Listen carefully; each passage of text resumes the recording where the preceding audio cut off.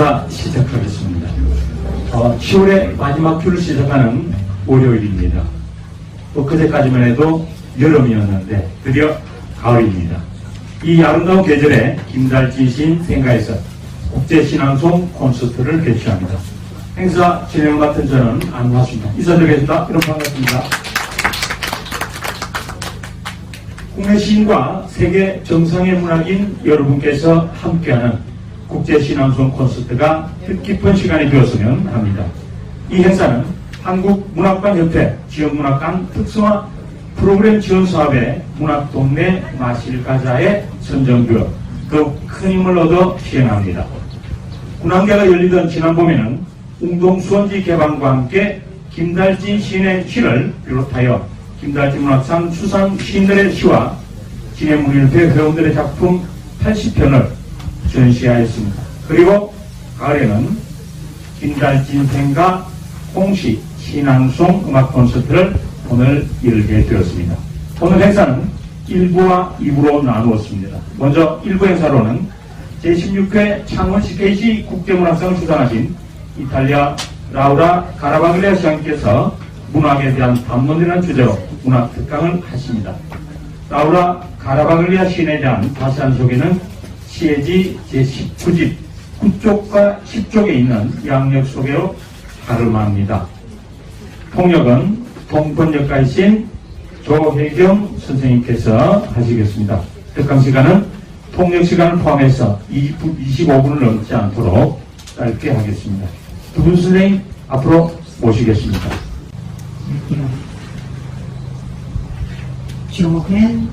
조혜안킴입니다.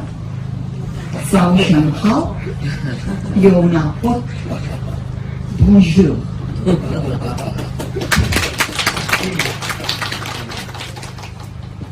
Discorso sulla letteratura. Quando parliamo di letteratura mondiale, la poesia emerge come uno dei suoi principali pilastri. Essa trascende le barriere linguistiche e culturali, parlando un linguaggio universale di emozioni, immagini e intuizioni che risuonano in ogni angolo del globo. Dalle epopee sumere ai bardi della Grecia classica, dagli haiku giapponesi ai sonetti del Petrarca, dai canti sufi agli hyanga e i sijō, la poesia ha sempre accompagnato l'umanità nel suo viaggio, documentando i suoi trionfi e i suoi fallimenti, le sue speranze e la sua disperazione. E parlando di tempi più recenti, rimanendo nell'ambito della poesia coreana, vorrei menzionare solo due poeti, Yoon Dong-kyu, la cui poesia intrisa di malinconia e speranza riflette il suo desiderio di libertà e giustizia, o Kim So-hol, il padre della poesia coreana moderna, i cui versi sono radicati nelle canzoni popolari tradizionali coreane ed esplorano il complesso sentimento coreano di Han. Questi sono solo due esempi, ma questa sorprendente armonia dimostra come la poesia sia capace di creare connessioni profonde tra culture apparentemente diverse, tessendo fili invisibili di reciproca comprensione.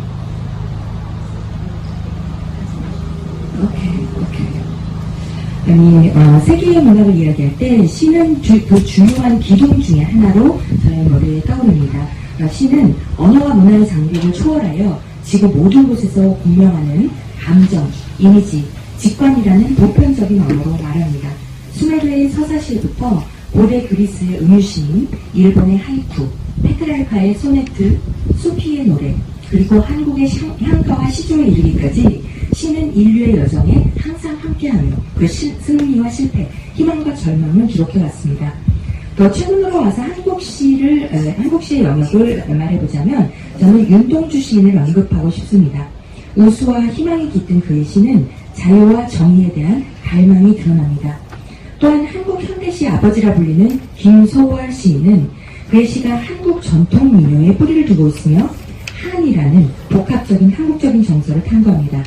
이 두 시인은 제가 든 예이며 이 외에도 수많은 훌륭한 시인들이 있습니다.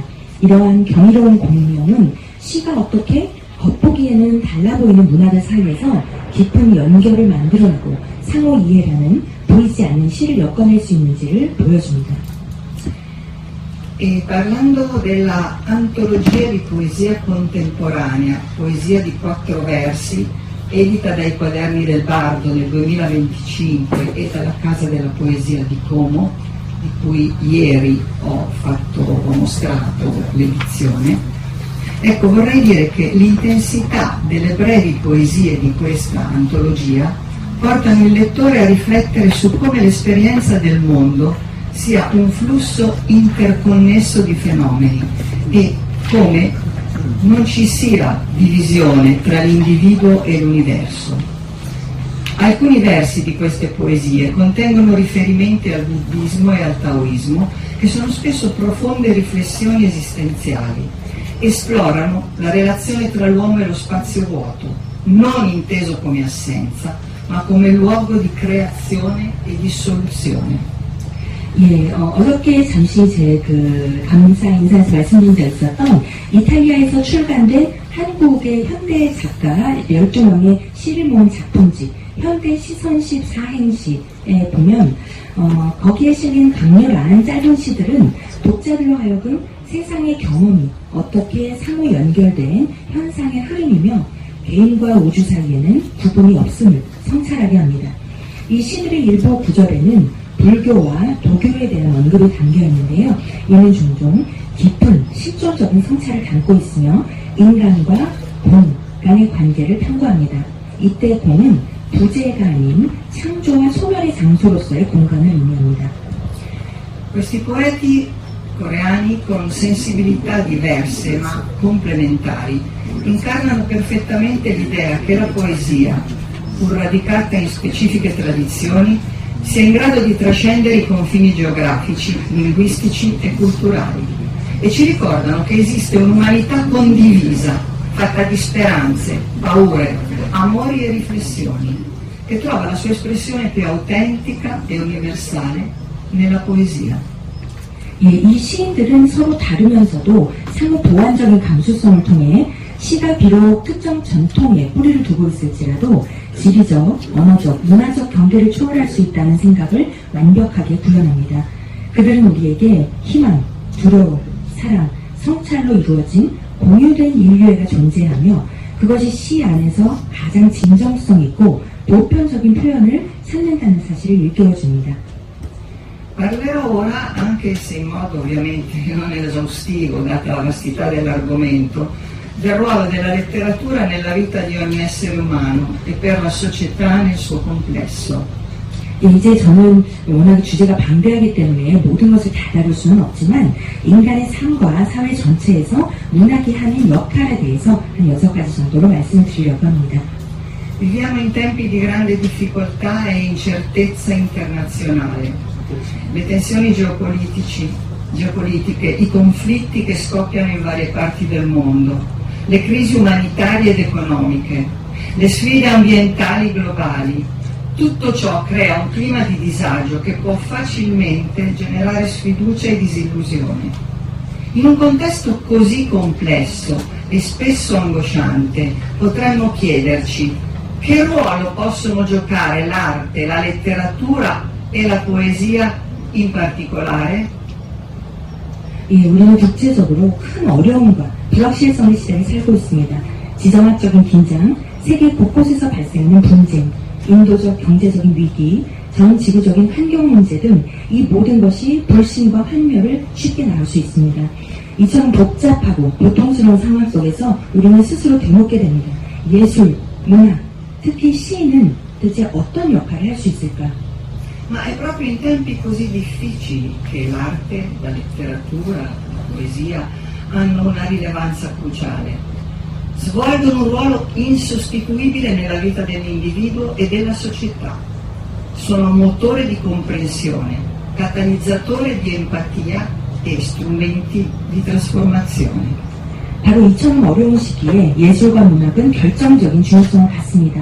개인과 사회의 삶에서 대체 불가능한 역할을 수행합니다. 그것들은 이해의 원동력이 되고 공감의 촉매제가 되며 또한 변화의 도구입니다. Mi focalizzerò adesso sulla letteratura, su alcuni punti. Primo punto, la letteratura come specchio e costruttrice di identità. La letteratura riflette l'anima di un popolo, le sue tradizioni, i suoi valori, le sue lotte e i suoi trionfi. Attraverso le opere letterarie si trasmettono esperienze collettive e individuali, plasmando l'identità culturale e permettendo che essa venga compresa e preservata nel tempo. 예, 이제 예술에서 범위를 좁혀서 문학에 초점을 맞춰 말씀드리겠습니다. 첫 번째, 문학의 정체성의 거울이면서 형성자로서의 역할입니다. 문학은 한 민족의 영혼, 전통, 가치, 투쟁, 그리고 승리를 반영합니다. 문학 작품을 통해 집단적, 개인적 경험이 전승되고 문화적 정체성이 형성되며 시간이 흘러도 그것이 이해되고 보존될 수 있게 합니다.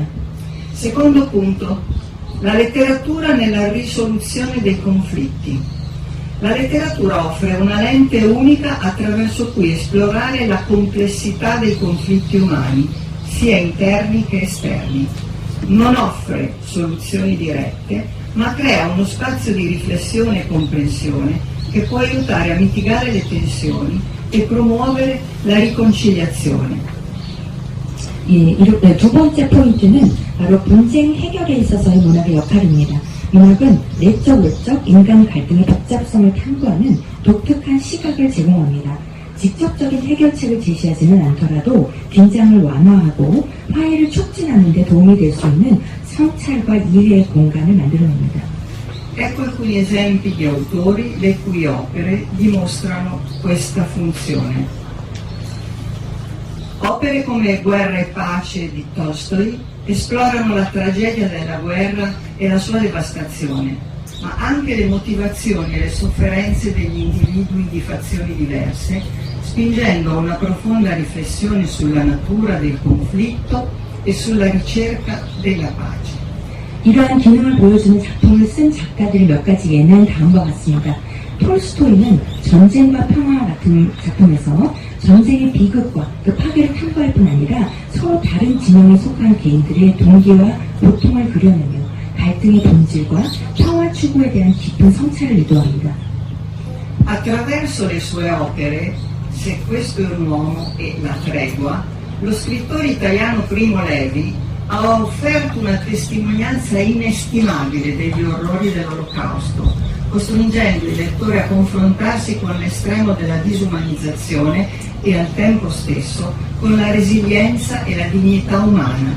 Il suo lavoro non risolve il conflitto, ma educa alla memoria e alla comprensione delle radici della violenza, rendendo meno probabile il ripetersi di tali atrocità. 이탈리아 작가 프리모 레비는 이것이 인간인가와 휴전이라는 작품을 통해 홀로코스트의 참상에 대한 귀한 증언을 남겼습니다. 레비는 독자들의 극단적인 비인간화와 동시에 인간의 회복 탄력성 및 존엄성과 직면하게 하였습니다. 레비의 작업은 갈등을 해결하지는 않지만 폭력의 뿌리에 대한 기억과 이해를 도움으로써 그러한 잔악 행위가 반복될 가능성을 줄입니다. La poesia dei poeti italiani Giuseppe Ungaretti ed Eugenio Montale sulle guerre mondiali, pur esprimendo l'orrore e l'assurdità del conflitto, riesce a trasmettere un senso di solidarietà umana e di pietà che trascende le divisioni, invitando a riflettere sulla comune fragilità dell'uomo di fronte alla violenza. 주세페 웅가레티와 에우지니오 몬탈레가 세계대전에 대해서 다룬 시들은 갈등의 공포와 부조리를 표현하면서도 분열을 초월하는 인간적 연대감과 영웅을 전달하며 폭력 앞에서 공통된 인간의 취약성을 성찰하게 합니다. Molti autori analizzano le cause profonde dei conflitti, siano esse di natura sociale, politica, economica o psicologica, e questa analisi può aiutare ad identificare le dinamiche che portano allo scontro. 많은 작가들이 사회적, 정치적, 경제적, 심리적 성격들을 비롯하여 갈등의 근본 원인을 분석합니다. 이 분석은 충돌로 이어지는 역학을 식별하는 데 도움이 될 수 있습니다. Un esempio significativo di questo sono le tragedie greche come quella di Sofocle, l'Antigone o l'Ediporé o di Euripide, la Medea, che mettono in scena conflitti morali, etici e politici derivanti da leggi divine e umane contrapposte, mostrando la complessità delle scelte e le tragiche conseguenze dell'arroganza e dell'incapacità di scendere a compromessi. 그 예로 소포클레스의 안티고네, 오이디푸스 왕이나 에우리피데스의 메데아와 같은 그리스 비극이 있습니다. 이 작품들은 신의 법과 인간의 법이 대립하며 발생하는 도덕적, 윤리적, 정치적 갈등을 mu대에 올리며 선택의 복잡성과 오만함, 그리고 타협하지 못하는 태도의 비극적 결과를 보여줍니다. La letteratura può essere anche una forma, una cura dei mali dell'anima. Terzo punto. La letteratura è una forma di cura per l'anima, un rifugio e uno strumento per affrontare il dolore, la solitudine, l'ansia e la confusione. 세 번째로 말씀드릴 포인트는 바로 영혼의 병을 치유하는 문학입니다. 문학은 영혼을 위한 일종의 치유제이며 고통, 외로움, 불안, 혼란에 맞서는 피난처이자 도구입니다. Un esempio è la poesia del poeta e filosofo italiano Giacomo Leopardi, che offre una profonda riflessione sulla condizione umana e soprattutto sul dolore esistenziale. 한 예로 시인이자 철학자인 자코모 레오파르디의 시가 있습니다. 그의 시는 인간의 조건과 실존적 고통에 대한 깊은 성찰을 제공합니다. Parlando della letteratura russa, Dostoevsky, con le sue profonde indagini psicologiche e morali, può aiutare il lettore a confrontarsi con le zone d'ombra dell'anima umana e comprendere la natura del bene e del male e a trovare una forma di redenzione o accettazione. 도스토옙스키는 깊이 있는 심리적, 도덕적 탐구를 통해 독자가 인간 영혼의 어두운 영역과 마주하고 선과 악의 본질을 이해하며 일종의 구원이나 수용을 찾도록 돕습니다. Concetti di resilienza e speranza sono presenti ad esempio in opere come Il vecchio e il mare di Hemingway e possono infondere coraggio e determinazione di fronte alle avversità, mostrando la dignità della lotta umana. 어니스트 헤밍웨이의 노인과 바다 같은 작품에 나타나는 회복 탄력성과 희망은 역경에 맞서는 용기와 결단력을 불어넣어주며 인간 추정의 존엄성을 보여줍니다. Quarto punto, la letteratura come finestra sulla realtà. La letteratura è un potente mezzo per espandere la nostra conoscenza del mondo, superando i limiti della nostra esperienza diretta e sviluppando una visione più ampia e critica della realtà. 네 번째 포인트로 말씀드릴 점은 현실을 내다보는 창으로서의 문학입니다. 문학은 우리의 직접적인 경험의 한계를 넘어서 세상에 대한 지식을 확장하고 현실에 대해 더 넓고 비판적인 시각을 발전시키는 강력한 수단입니다. E qui voglio citare la poetessa e scrittrice Han Kang, vincitrice del premio Nobel per la letteratura nel 2024. La sua prosa è potente ed evocativa ed i temi affrontati nei suoi romanzi includono il trauma storico, la fragilità umana e le complesse connessioni tra il corpo e l'anima. 여기서 저는 2024년 노벨 문학상 수상자인 소설가 한강을 언급하고 싶습니다. 그녀의 산문은 강렬하고 환기시키는 힘을 가지고 있습니다. 그녀의 소설에서 다루는 주제에는 역사적 트라우마, 인간의 연약함, 그리고 몸과 영혼 사이의 복잡한 연결 등이 포함됩니다. E parlando di premi Nobel, in onore del nostro amico poeta Daniel Levente, cito qui lo scrittore Laszlo Krasznahorkai, che ha vinto ovviamente il premio Nobel quest'anno nel 2025. 예, 노벨 문학상에 대해서 말씀이 나왔으니만큼 올해의 노벨 문학상 수상자인 헝가리 작가 라슬로 크라스나호르커에 대해서 언급을 하고 싶은데요. 마침 여기에 우리 헝가리에서부터 오신 우리의 그 초대 시인이신 팔 다니엘 레벤테 씨가 여기 같이 와 계시기 때문에 헝가리에 다시 한번 축하의 말씀 드리고 싶습니다. Passando alla letteratura latinoamericana, a me molto cara, opere come Cent'anni di solitudine di Gabriel García Márquez immergono il lettore in un universo magico realista, profondamente radicato nella realtà e nella storia del loro continente, fornendogli un modo diverso di percepire il mondo. 예, 라틴 아메리카 문학으로 넘어가자면 가브리엘 가르시아 마르케스의 100년의 고독과 같은 작품은 독자를 마술적인 사실주의의 세계에 몰입시킵니다. 이 세계는 대륙의 현실과 역사에 깊이 뿌리내리고 있으며 독자에게 세상을 다르게 인식하는 방법을 제공합니다. La letteratura ha anche il potere di rivelare realtà nascoste o scomode, denunciare ingiustizie sociali, dare voce ai dimenticati e illuminare aspetti della realtà che potrebbero essere ignorati o censurati dai media tradizionali.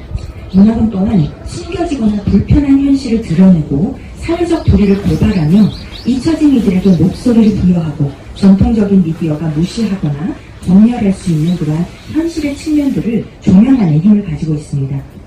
Per esempio, opere distopiche come 1984 di George Orwell o Il mondo nuovo di Aldous Huxley non solo ci avvertono dei pericoli dei regimi totalitari e del controllo sociale, ma ci invitano anche a riflettere sulla libertà individuale, sul pensiero critico e sulle dinamiche del potere.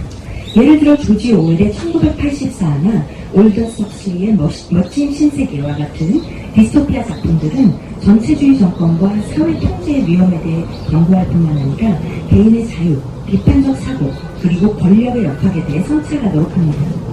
Altre opere come quelle di Charles Dickens come Tempi difficili o Oliver Twist, oppure di Giovanni Verga, grande italiano verista, nel romanzo di Malavoglia, rivelano le dure condizioni di vita dei poveri e dei lavoratori, contribuendo a sensibilizzare l'opinione pubblica e in alcuni casi a innescare riforme sociali.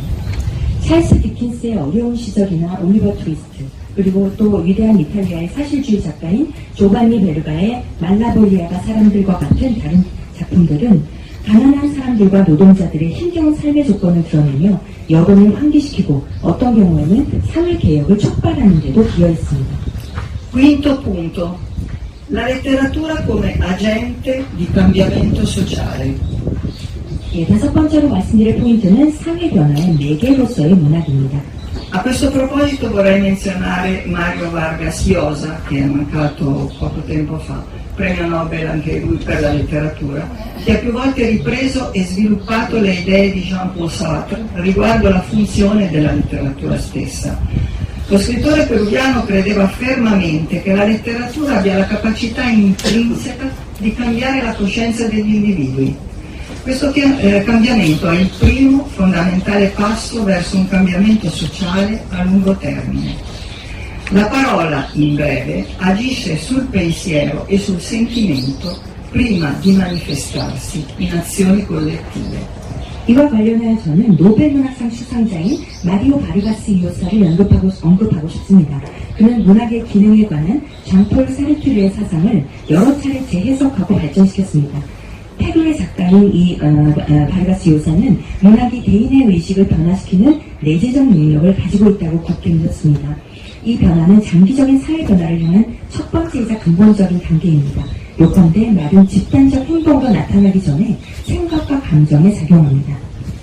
Il concetto che la parola diventa azione trova una delle sue massime espressioni nelle figure e nell'opera di Pablo Neruda, dato premio Nobel per la letteratura. La sua poesia non fu mai disconnessa dalla realtà, ma profondamente radicata nella storia, nella politica e nelle lotte dei popoli latinoamericani, come ad esempio in Canto General.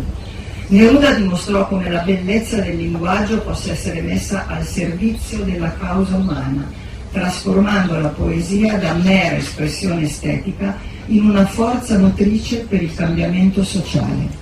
말이 행동이 된다는 개념은 또 다른 노벨 문학상 수상자인 파블로 네루다의 인물과 작품에서 최고의 이해 중에 하나를 찾을 수 있습니다. 그의 시는 결코 현실과 단절되지 않았고 오히려 라틴 아메리카 민중의 역사, 정치, 투쟁에 깊이 뿌리를 두고 있습니다. 예를 들어 모두의 노래에서처럼 말입니다. 네루다는 언어의 아름다움이 어떻게 인간의 대의에 기여할 수 있는지를 보여주며 시를 단순한 미학적 표현에서 사회 변화를 위한 원동력으로 전환하였습니다. Sesto e ultimo punto, scienze e letteratura, una fortunata unione. This is a topic that I like a lot, so I want to speak about. 예, 마지막으로 이제 6번째 포인트는 과학과 문학, 운명적인 결합이라는 챕터인데요. 제가 특별히 좋아하는 부분이라서 즐거운 마음으로 말씀드리고 싶습니다. Un altro aspetto fondamentale a mio parere è il rapporto tra letteratura e scienza, oggi più che mai attuale. Penso subito a due opere classiche universalmente note, il De Rerum Natura di Lucrezio, la natura delle cose, poeta latino Lucrezio, e la Divina Commedia di Dante Alighieri. 제 생각에 문학의 또 다른 근본적인 측면은 문학과 과학의 관계인데요. 오늘날 이것을 말하기에 그 어느 때보다도 시적절합니다. 저는 보편적으로 알려진 두 고전 작품이 바로 떠오르는데요. 라틴 시인 루크레티우스의 사물의 본성에 관하여와 단테 알리기에리의 신곡입니다. Il monumentale poema didascalico De Rerum Natura sulla natura delle cose di Lucrezio è uno degli esempi più antichi e illustri della fusione di poesia e scienza.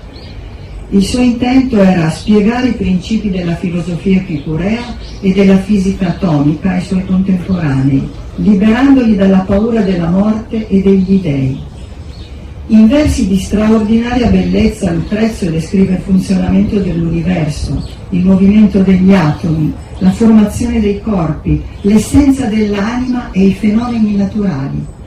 È un testo in cui la precisione scientifica, ovviamente per l'epoca, si combina con un'ardente passione poetica e filosofica. E quest'opera dimostra come la poesia possa essere veicolo di conoscenza scientifica e di profonda riflessione. 루크레티우스의 기념비적인 교훈시 사물의 본성에 관하여는 시와 과학의 융합에 가장 오래되고 저명한 시내 중 하나입니다. 그의 의도는 동시대 사람들에게 에피쿠로스 철학과 원자 물리학의 원리를 설명하여 그들을 죽음과 신들에 대한 두려움에서 해방시키는 것이었습니다. 놀랍도록 아름다운 19속에서 루크레티우스는 우주의 작동 원리, 원자의 움직임, 물질 형성, 영혼의 본질, 그리고 자연 현상을 묘사합니다. 이는 굉장히 과학적 정확성이 뜨거운 시적 철학적 열정과 결합된 텍스트입니다. 이 작품은 시가 어떻게 과학적 지식과 신화의 성찰의 레거시가 될 수 있는지를 보여줍니다.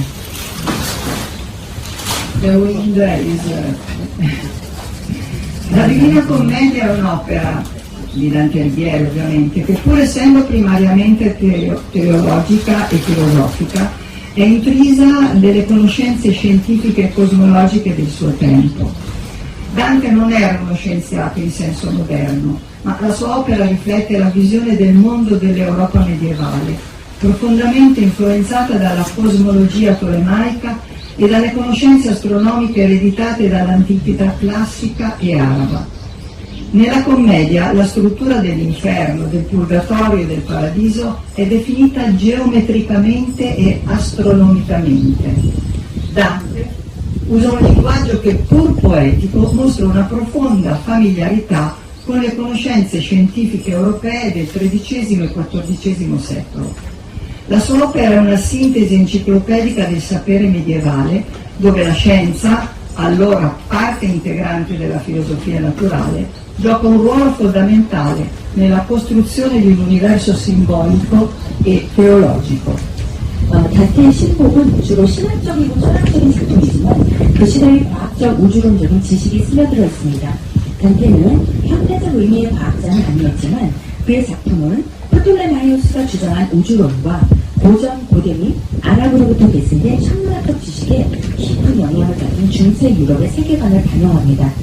신곡에서 지옥, 연옥, 천국의 구조는 기하학적이고 천문학적으로 정의됩니다. 단테는 시적이면서도 13, 14세기 유럽의 과학적 지식에 대한 깊은 친숙함을 보여주는 언어를 사용하였습니다. 그의 작품은 중세 지식의 백과사전적 종합체이며 여기서 과학, 즉 당시 자연철학의 일부였는데요. 과학이란 이것은 상징적이고 신학적인 우주를 구축하는 데 근본적인 역할을 했습니다.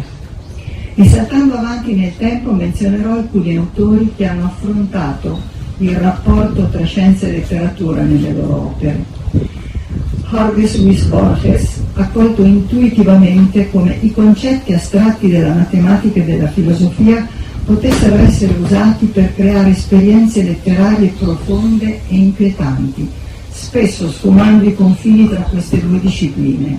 E in molte delle sue opere, come ad esempio i racconti Fisiones o l'Aleph, ha reso le complesse idee matematiche accessibili e poetiche, permettendo ai lettori di provare lo stesso senso di meraviglia e sfida intellettuale che i matematici trovano nel loro campo. 시대를 좀 건너뛰어서 과학과 문학의 관계를 작품에서 다룬 몇몇 작가들을 더 언급해보자면요. 호르헤 루이스 보르헤스는 수학과 철학의 추상적 개념들이 어떻게 깊고 불안을 자아내는 문학적 경험을 창조하는 데 사용될 수 있는지를 직관적으로 포착했으며 종종 이 학문들 사이의 경계를 모호하게 만들었습니다. 픽션들이나 알레프의 일부 단편과 같은 많은 작품에서 그는 복잡한 수학적 아이디어를 접근 가능하고 시적으로 만들어서 독자들이 수학자들이 자신의 분야에서 느끼는 것과 같은 경이로움과 지적 도전을 독자들이 경험하게 했습니다. I racconti del grandissimo scrittore italiano Italo Calvino, intitolati Le Cosmiconiche e T con Zero, sono l'esempio più eclatante della sua narrativa scientifica. Calvino trae ispirazione da teorie scientifiche come il Big Bang, l'evoluzione della specie, l'entropia, la formazione dei pianeti, le leggi della fisica quantistica e le trasforma in storie fantastiche, poetiche, ironiche e spesso malinconiche. La scienza diventa non solo uno sfondo, ma un trampolino di lancio per l'immaginazione. Calvino fu fortemente influenzato dalla cibernetica e dalla teoria dell'informazione, che vedevano la letteratura come un sistema di segni e possibili combinazioni. Altri esempi sono, sempre delle sue opere, Il Castello dei Destini Incrociati o Se una notte d'inverno un viaggiatore. In queste opere la struttura stessa del testo è un gioco di parti interconnesse, possibilità, variazioni, quindi il calcolo e la permutazione, quasi come un algoritmo letterario. 이탈로 칼비노의 단편들인 우주 만화와 제로 사냥꾼은 그의 과학적인 서사에 가장 두드러진 예입니다. 칼비노는 빅뱅, 종의 진화, 엔트로피, 행성의 형성, 양자 물리학의 법칙 등 과학 이론에서 영감을 얻어 이를 환상적이고 아이러니하며 종종 우수에 찬 이야기로 변모시킵니다. 과학은 단지 배경이 아니라 상상력을 위한 도약대가 됩니다. 칼비노는 문학을 기호가 가능한 조합의 시스템으로 본 사이버네틱스의 정보 이론에 큰 영향을 받았습니다. 다른 예로는 교차된 성의 운명이나 어느 겨울밤 한 여행자가 있습니다. 이 작품들에서 텍스트의 구조 자체가 상호 연결된 부분, 가능성, 변주의 게임이며 거의 문학적인 알고리즘과 같습니다. Nelle sue lezioni americane la leggerezza è uno dei valori fondamentali che Calvino propone per la letteratura del futuro. Questa leggerezza non è superficialità, ma è la capacità di trattare temi complessi con agilità e precisione. E questo concetto ha un parallelo con la chiarezza e la concisione ricercate nel linguaggio scientifico.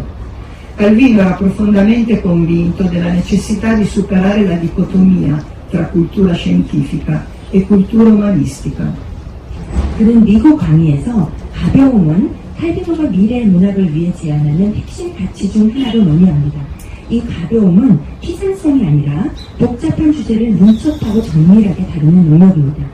이 개념은 과학 언어에서 추구되는 명료함과 간결함과 유사점을 가집니다. 칼비노는 과학 문화와 인문 문화 사이의 이분법을 극복할 필요가 있다고 깊이 확신했습니다. Because of the time restraint, we just jump to the conclusion. Okay, So okay, sorry. Ok.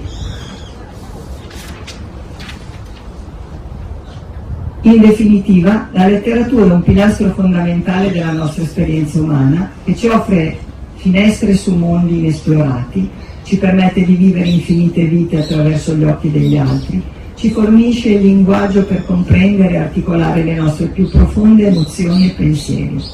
Leggere significa espandere la nostra empatia, affinare il nostro pensiero critico, trovare risonanza nelle storie che ci collegano al passato, al presente e al futuro.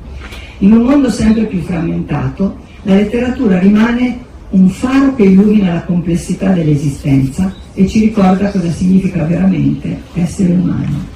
예, 말을 맺겠습니다.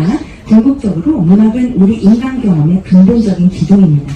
우리에게 미지의 세계를 들여다보는 창을 제공하고 타인의 눈을 통해 무수한 삶을 경험하게 하며 우리의 가장 깊은 감정과 생각을 이해하고 표현할 수 있는 언어를 제공합니다.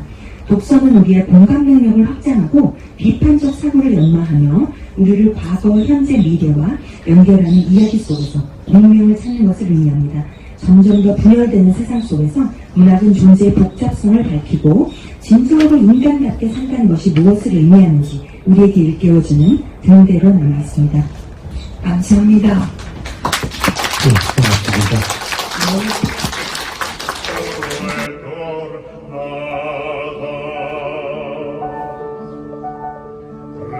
Ritornato degli anni, sempre la stessa data, monti e mare resta marca per tornare.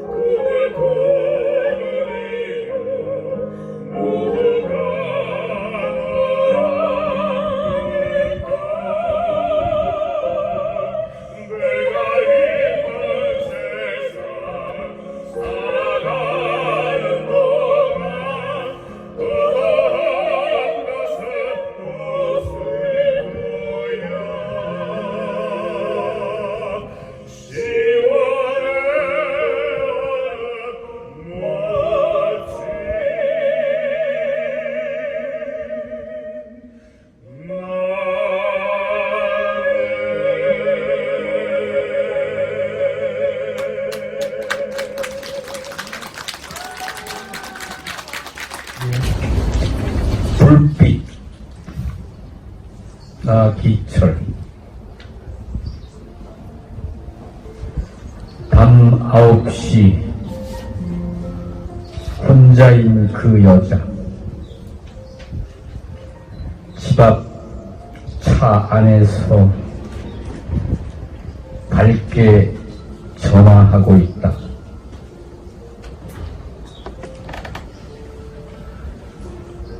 사랑이었으면 좋겠다.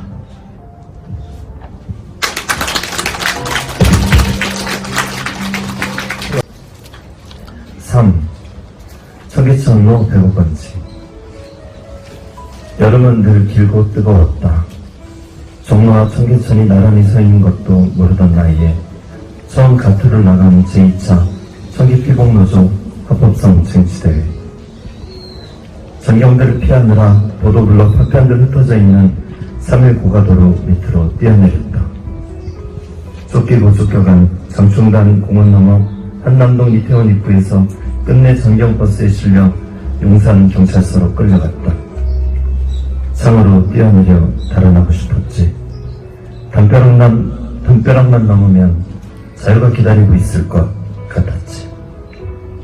푸른 옷을 입고 근로기준법 해설서를 들고 막 벽에서 튀어나온 그를 만나러 청계천로 105번지로 간다. 이 결단을 두고 얼마나 오랜 시간을 망설이고 괴로워했던가. 지금 이 시각 완전에 가까운 결단을 내렸다. 나는 돌아가야 한다. 꼭 돌아가야 한다. 불쌍한 내 형제의 곁으로, 내 마음의 고향으로, 내 이상의 전부인 평화시장의 어린 동심 곁으로. 나를 버리고 나를 죽이고 감아 조금만 참고 견뎌라.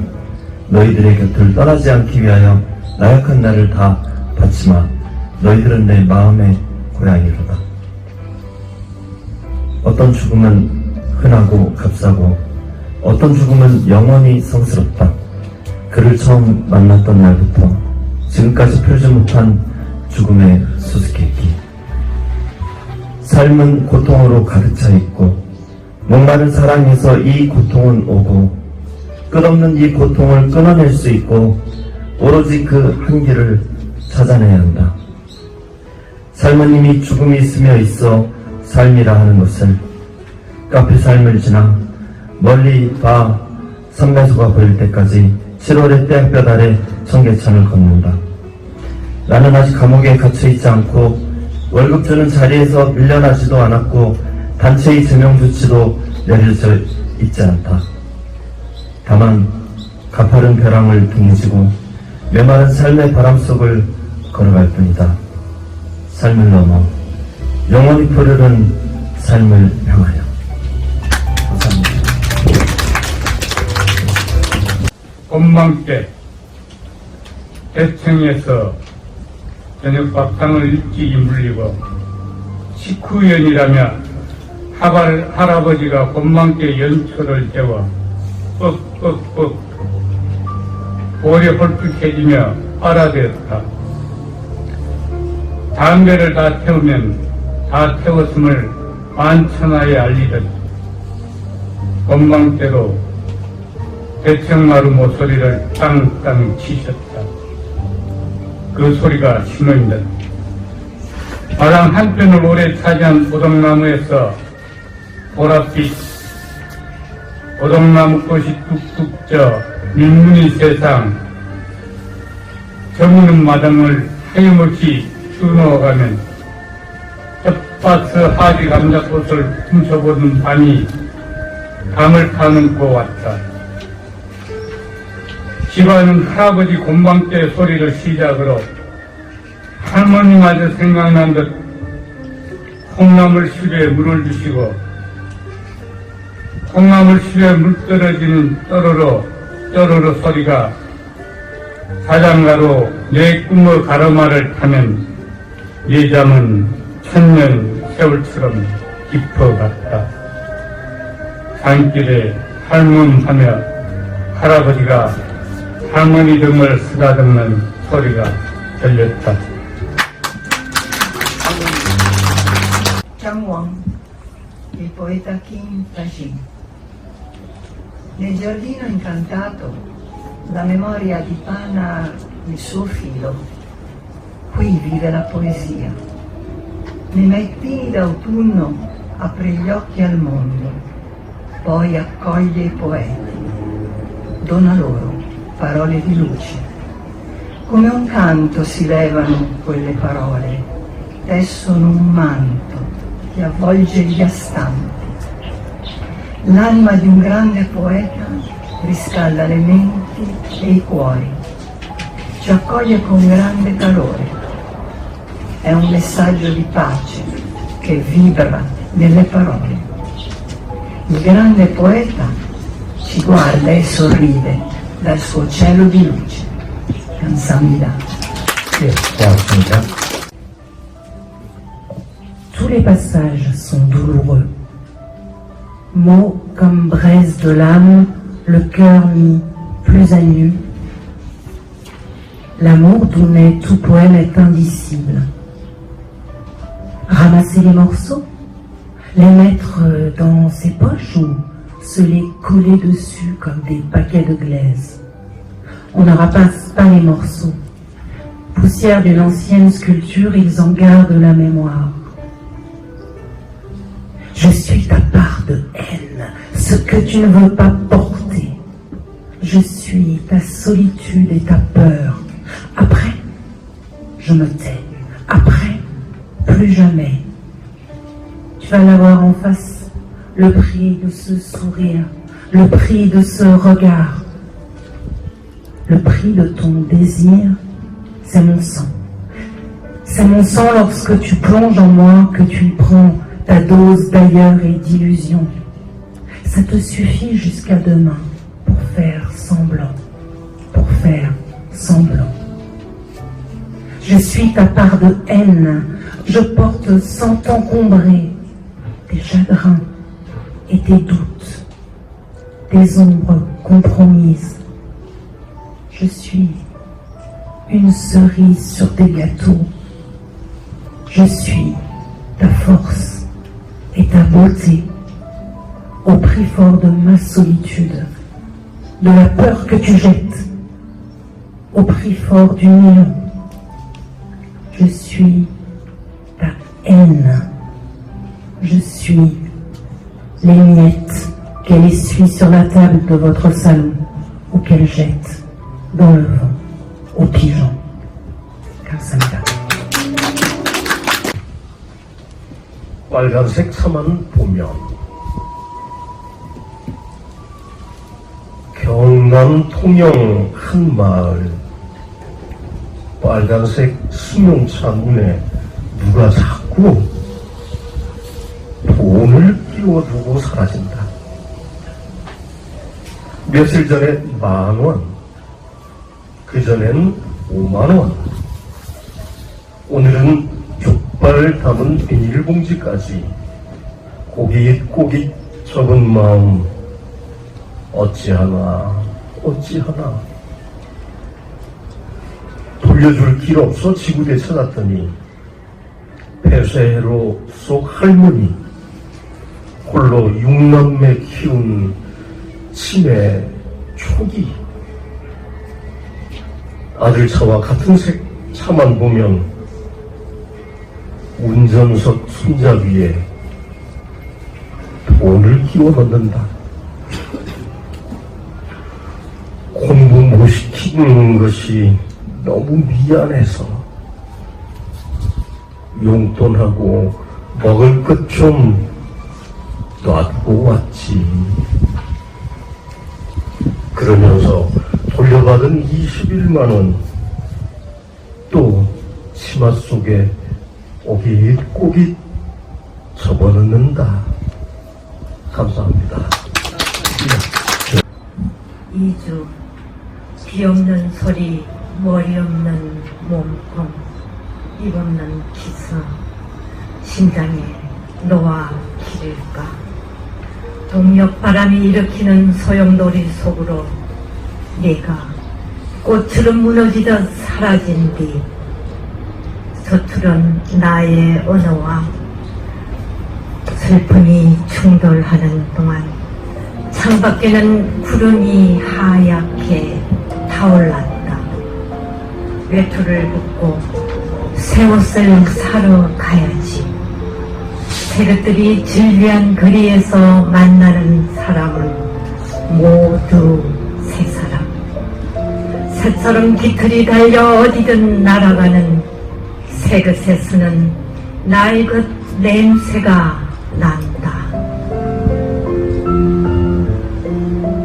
낡은 냄새에 배제된 모든 것들의 마지막 눈빛을 심어놓고 묵은 책장이 삐딱한 집을 빠져나와 새 집을 찾아가는 길. 오늘 처음 목격된 꽃분을 내 안에 들이고 번지수의 마음의 각도를 맞추니 한 발짝 더 나에게 가까워졌다. 천년의 복, 서령은 평소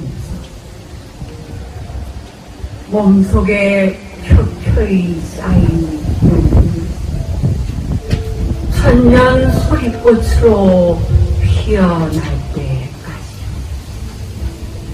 목숨을 건 기다림이 있어야 한다. 구름이 타는 겨울강을 건너야 한다. 하여 마침내 동토 오는 새벽을 맞으리니 북새를 잡아라. 둥둥 북을 쳐라. 새 하늘 새 땅을 맞을 때까지 붉은 바다 갈라지는 그때처럼 물을 포도주로 빚으신 그날처럼. 감사합니다.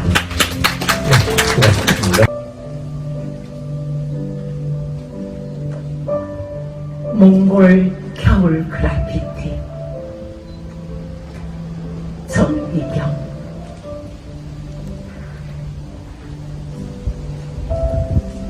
기다리던 편지처럼 왔습니다. 12월. 눈 덮인 초원에 풀어놓은 양떼는 온종일 땅에 머리를 박고 있습니다. 자연에서 얻지 않은 것은 없다고 일용할 양식을 구하느라 옮겨 다니지만 맥박은 그지없이 평온합니다.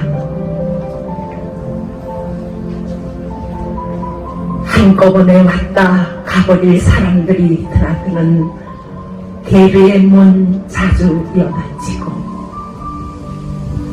둥글게 모여드는 저녁과 함께 새끼양을 안고 들어선 남자의 표정은 모든 것을 품습니다. 이것은 어떤 마음입니다. 새벽까지 난로의 불씨를 걱정하는 마음까지도.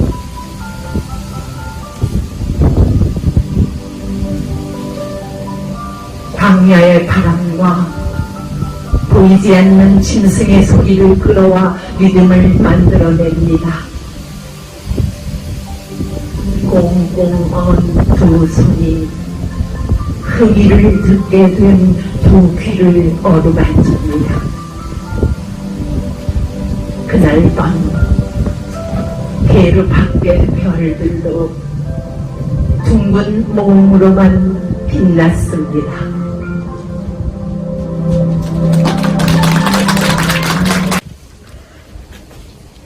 Akire a nap süt, igazat kell mondani. Egész délelőtt azt játszottuk, akire a nap süt, igazat kell mondani. Egy tetőteraszon ültünk, New Delhi külvárosában. Árnyakkal ringó pálmalevelek közt fénylet rám az élet. Szinte remegett a sűrű levegő. Lassan úsztak egymás felé vallomásaink, mint kövér bálnák a korallzált anyagnál. Nem akarok tovább a napon ülni, mondtad. Elfáradtam a beszédből. Menjünk meg akkor, folytatjuk holnap birkadatkor, ha még valami eszünkbe jut. Felemelkedtél a szék fölé. Elgémberedett szárnyad majdnem a hibiszkuszbokrokba akadt. Gyere, aludj velem, s csukd be magad mögött az ablakot. Ne zavarjanak meg minket, se a kíváncsi sárga gyíkok, se a tolvaj természetű majomgyerekek. Bent nappal is fél homály volt. Máshogy nem lehet túlélni az egész életet. De kibomló hajad beterítette a szobát. Gyere, aludj velem! Pincs csápok ölelték körbe bokám, s húztak sóhajtásaid végtelen mélységeiben. Gyere, aludj velem! Mintha ellenálltam volna. Nem. Szótalan szemed borostyán napjában néztem, míg el nem vakított teljesen. 사탕 하나 김수 늘 감내가 났다. 바닷길 건너 돌아온 아버지의 입가에선 흥얼거리는 콧노래와 함께 주문 속 파도 소리도 함께 들렸다. 사그락 바스락 잠결에 나는 그것이 밤바람 소리라고 생각했다. 갯벌을 깃는 곳 소라고둥 가시고둥 우는 소리라 생각했다. 별빛이 창가로 스며들 때 성게 불가사리 이야기 주어 오시던 아버지, 잠에서 깨어나 마른 침을 삼키면서도 나는 자는 척 뒤채곤 했다. 달콤한 사탕보다 더 달콤한 감내나는 아버지 콧노래 소리 들으며 아직도 그리운 아버지 주머니 속 바스락대는 물결 소리 들으며. 감사합니다. 서론을 달리다. 오늘 하늘에는 유난히 맑은 흰 구름이 서론처럼 끝없이 펼쳐져 있다. 나는 이글루에서 잠을 털고 나와 6마리의 사슴이 끄는 썰매를 타고 서론을 내달린다. 바이칼 호수보다 더 넓은 호숫가를 달리기도 한다. 사냥을 할 수도 있고 안 할 수도 있다.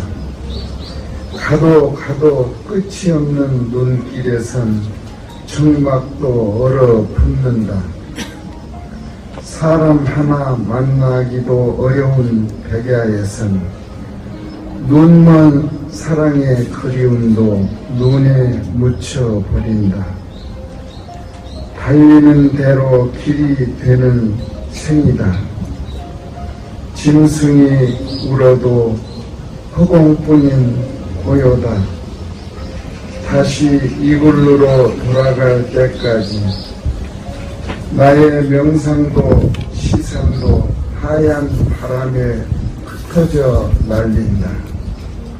나는 살아있음으로 달리고 바람이 있음으로 저절로 고독에 순응한다. 내 삶은 다만 한편의 시다. 한 생애가 끝날 때까지 서론의 여백에서 자유자재로 내달려 살아온 더없이 맑고 깨끗한 숨결이 행간에 담겨진 시다. 누구든 나를 읽으려면 이글루에서 살아봐야 하고 서론을 달려봐야 하고 백야에 영혼이 닦여봐야 하리라. 별빛들이 가까이 쏟아져 내리는 한밤중에 호수 어디선가 얼음장 갈라지는 소리같이 날 부르는 더없이 긴장된 시 앞에서 온몸이 떨려봐야 하리라. 하지만 머뭇거릴 사이도 없이 생의 기쁨을 간직하리라. 나는 우선 하늘의 흰 구름이 사라지기 전에 6마리의 사슴을 쉬게 하고 한 편의 시를 넘긴다. 감사합니다. 동해와 만나는 6번째 길. 손정선. 가거운 골짜기마다에 이름 어울리는 웅패를 매달고 지도리가 없는 바람소리, 물소리 실어나간다. 여행지 어느 안한편에도 적혀있지 않는 저 단풍. 계곡의 아름다움 직접 제 눈으로 마주치게 한다. 마음으로만 밟고 오르라고 온통 불붙는 절벽 사이 비집고 지나가면 너무가 통곡일까. 한 줄기 바람이 골짜기 아래까지 서늘한 생각 이때 묻는다. 길은 이곳에서 저곳으로 이어지는 생애의 한 이름일까. 뭘 만나러 우리 그 풍경 위에 서는가. 이 길이 다 벗어나 어느 구비에 또 불붙는 절벽 만들며 우리 삶의 한 굽이 젖게 되려는지. 아득함으로 뿌리만 끊어놓고 사는지 어느새 사고. 차가 병구리 물고 돌아서자 갑자기 6번째 길끝 동해와 마주칩니다. 그 바다 또한 해답 없는 질문처럼 가득하게 펼쳐져 있다. 감사합니다. 不是虚构的故事，是我目睹的现实。98岁的母亲，在她床边隐秘的角落，搭起一个小小的书架，用精致的画册做支架，用真丝的围巾做门帘。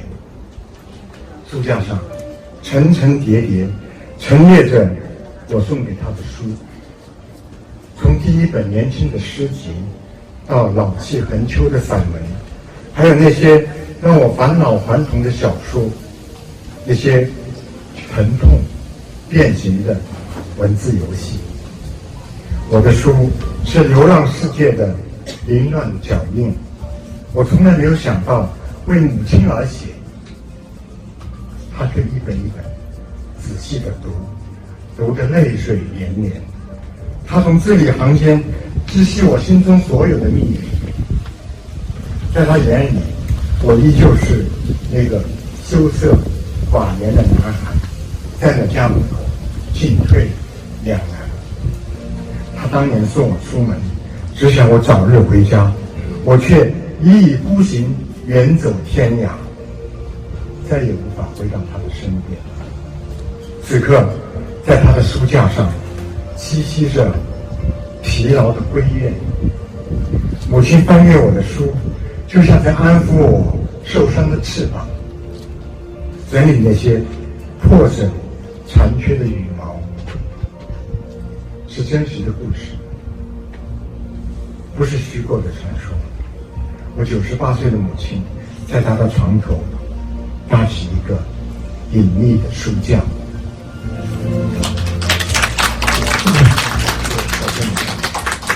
我今天想邀请金柱师，我的好朋友金柱师，用韩语来朗诵我这首诗。 이 자리를 빌어서 저의 좋은 친구인 김구슬 교수님께 저희 시를 읽어달라고 부탁하고 싶습니다. 谢谢。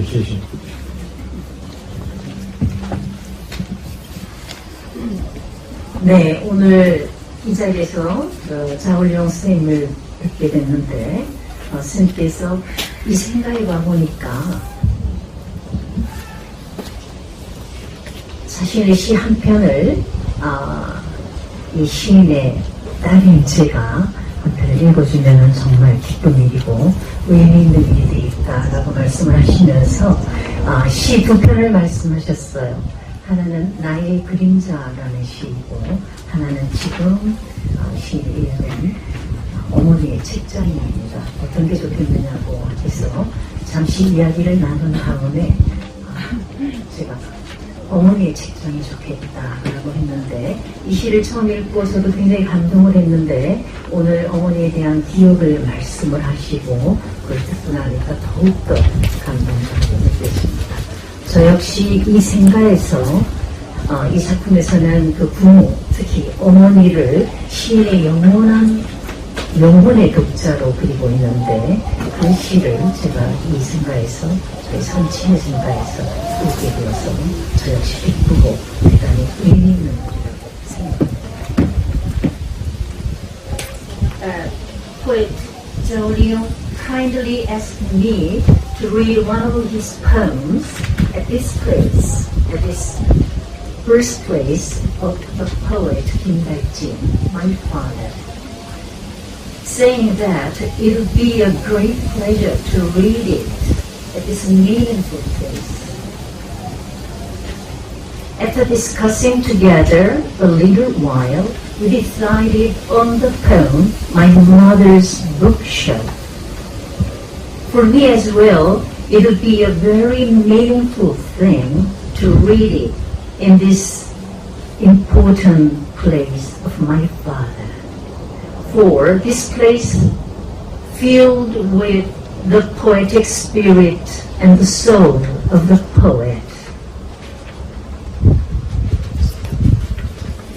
For Zhou Liu's poems portrays the eternal presence of the poet's soul and poetic spirit. Now I'll read my mother's bookshelf. It's on page 323.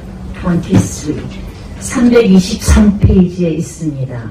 한글로 읽겠습니다. 한국어로.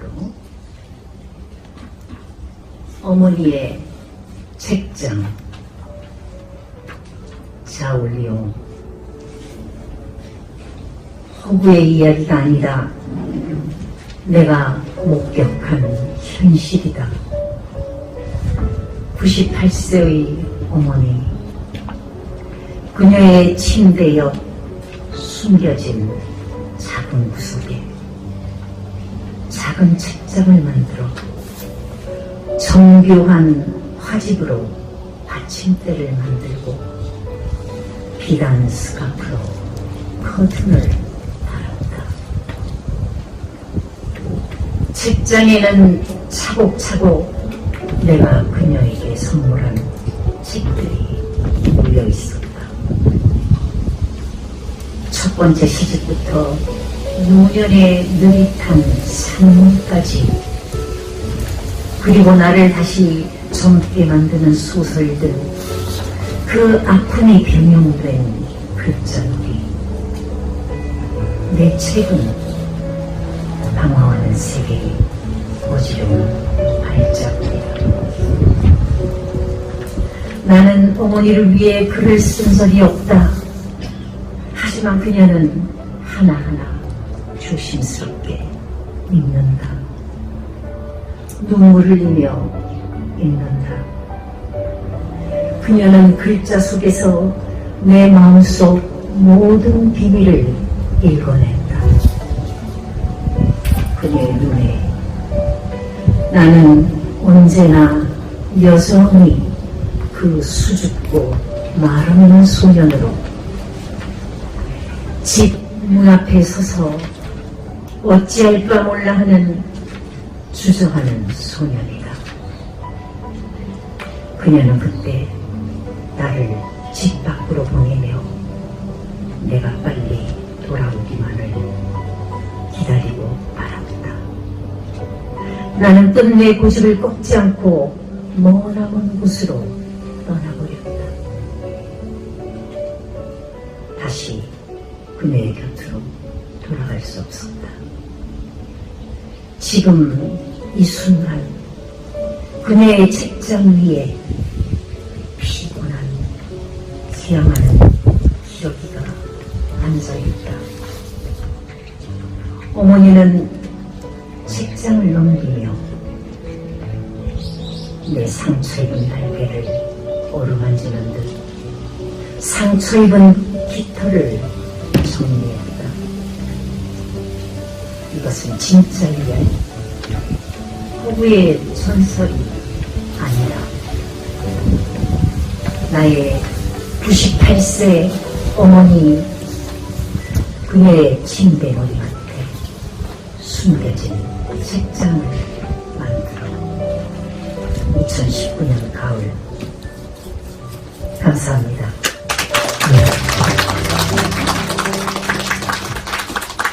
고독한 건물, 유박지. 건물의 시간은 정오부터 수련까지. 사각형의 건물은 단순하게 빛난다. 하얀 시치들의 나무들과 떠드는 소리. 빛의 잔해가 저기 있고, 어떤 작업자가 이 공간은 재즈가 어울린다고 말하자 얼굴이 기름한 사람들의 재즈가 시작되었어. 사방에서 나인된 빛과 소나무와 의자와 서랍과 긴 테이블 하나가 오후를 가지고 가지. 바다 위에 배들을 관람하는 사람들. 저것은 지상의 불시착한 우주선 같다. 흰색의 섬은 고독하게 떠도는 주택 한 채. 이 순간 어떤 아름다운 형용사를 사용할 수 있지만 건태롤 거리와 공원의 거리 사이에서 검고 어물한 노래를 만들 거야. 상냥하고 엄밀하게 오는 연서처럼 귀로 발목으로 연주되는 슬픔 같은 것. 오늘의 날씨는 서쪽에 찰리는 차렸군. 저곳에 성도가 있네. 남한외교가 있네. 살아있다는 송인상을 만나는 곳에서 우리는 어떤 몽환의 꿈에 걸려 들어가겠네. 바람의 냄새를 따라 그들의 몸은 해가 지는 방향으로 기울어 있고 절망이란 어제의 기억은 소용돌이 형태로 몰아치지만 모든 것은 두껍다는 살게 있고 이제 그 밖으로 벗어나고 싶지 않아. 강렬한 픽션이 몸을 탐방하면서 감사합니다. 고맙습니다.藏地冥想曲，远丽的高法与渊许，在藏地打结，不说话，不说辩证法。当沙的鱼鸟拒绝氧气带的轻薄，慢动作裁剪，留白，骨将离的残腐。诗人的视网膜里没有时间，500年、1000年，吉祥宫盘旋众神的情歌，青稞王子葡萄经历，在金桶里丈量虚无。文成公主诵读心经，经卷长出花瓣，哈达盛开空中，手心上山脉隆起，黄金塔自带爱，收集所有未完成的后手，让数字繁殖。酥油花在幻影里合掌，佛光普照，手写每一滴水燃烧的梦想。白色藏油在雪山之上，找寻十弦档案，解封深渊里最后的耻辱。域外星球编成交响乐般的演奏，六字真言：Om Mani Padme Hum。高原骑士6维影像集结，最爆裂的动词改写我们，成为浩瀚的宇宙，成为渺小的符号。谢谢。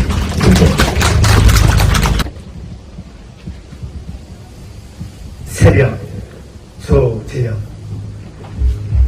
낮과 밤이 잠시 이별을 하는 사이 깊은 줄에 선 벚꽃가 울리는 사이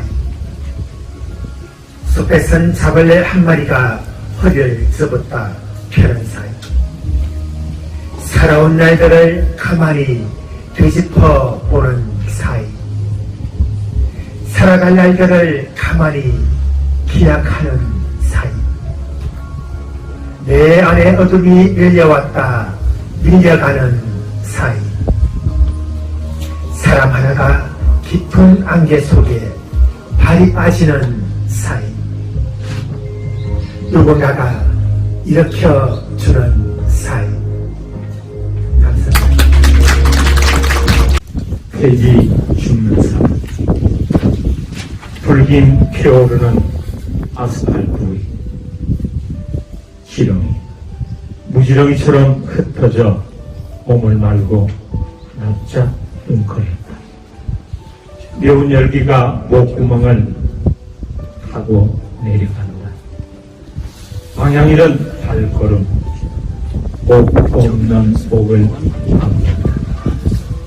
물컹한 숨이 귀를 적신다. 불긴 피어오르는 세상은 차갑다. 발등이 아리고 발바닥이 서늘하다. 발등에 얹히고 발바닥에 짓눌린다. 7월 삼복염천 먼 길 돌아 돌담길 굽이굽이 꿈틀거리는 아버지 밟혀도 밟히지 않는다. 꿈틀거리는 아버지 밟혀도 밟히지 않는다. 고맙습니다. 불같은 얼굴, 시간의 정에 문드러져가는 얼굴들의 박물관. 청동으로 된 이마가 있고 돌로 된 눈썹이 있고 석고로 된 입술이 있다. 아니, 청동으로 된 이마와 슬픔만 남은 얼굴이 있고 돌로 된 눈썹과 슬픔만 남은 얼굴이 있고 석고로 된 입술과 슬픔만 남은 얼굴이 있다. 빈 가지에 쌓인 눈에서 내면의 꽃을 떠올릴 때도 그런 얼굴들은 속으로 꽃을 삼키며 버티냐. 청동과 돌과 석고에 슬픔이 있는 얼굴 곁에 다가오는 어린아이들. 슬픔을 바라볼 겨를이 없는 이들이 무심히 지나가도 이마나 눈썹 아니면 입술만 남겨둔 채 투명한 두 손으로 얼굴을 감싸는 얼굴들. 당신들은 어떤 사람이었을까? 박물관 주변 식당에 청동으로 된 이마와 돌로 된 눈썹과 석고로 된 입술을 달고 삶의 정에 문드러져가는 사람들이 행복하게 저녁을 먹고 있다. 감사합니다. 어리버탄 날씨에도 2시간 반 동안 긴 시간입니다. 끝까지 함께 하신 여러분께 대단히 고맙습니다. 내년에는 더 좋은 프로그램으로 다시 만나겠습니다. 귀갓길 조심해서 가시기 바랍니다. 이상으로 국제신앙송 콘서트 김달진 생가 홍시 신앙송 음악 콘서트를 모두 마치겠습니다. 고맙습니다.